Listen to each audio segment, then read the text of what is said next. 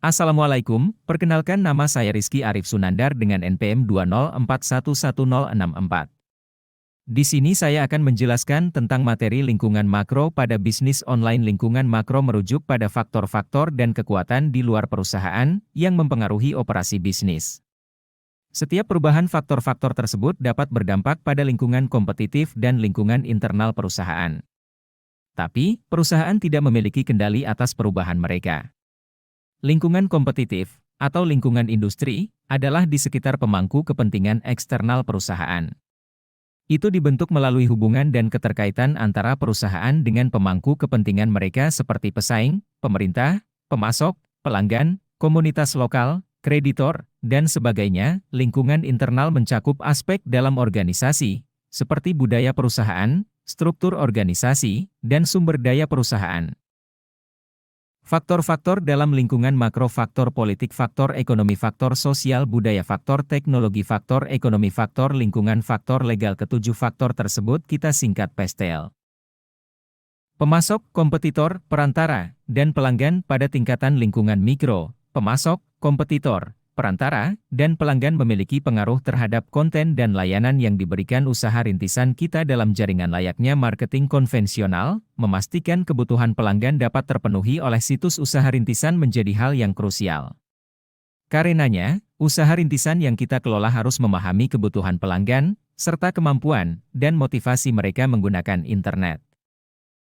Faktor sosial budaya: faktor ini mencakup faktor demografis, yang mana terkait dengan perubahan dalam populasi dan komposisinya, seperti usia, jenis kelamin, ras, pendidikan, agama, dan etnis.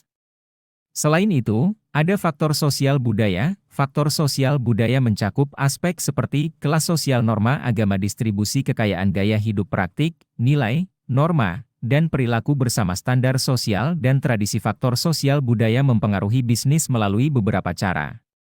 Pertama, itu mempengaruhi pola dan perilaku belanja konsumen.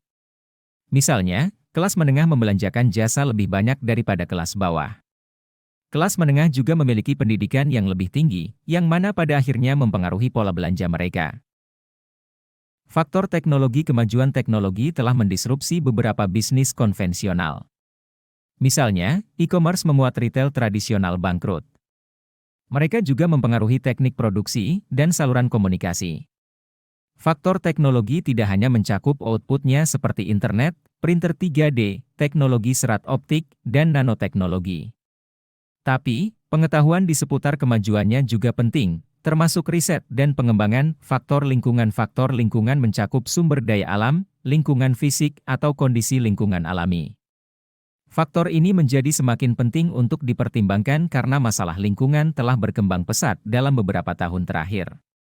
Bencana alam, pemanasan global, dan polusi mengekspos banyak bisnis. Disrupsi logistik akibat bencana alam adalah contohnya. Faktor legal: faktor legal terkait erat dengan faktor politik. Misalnya, stabilitas politik mempengaruhi secara signifikan perubahan dalam undang-undang dan peraturan pemerintah.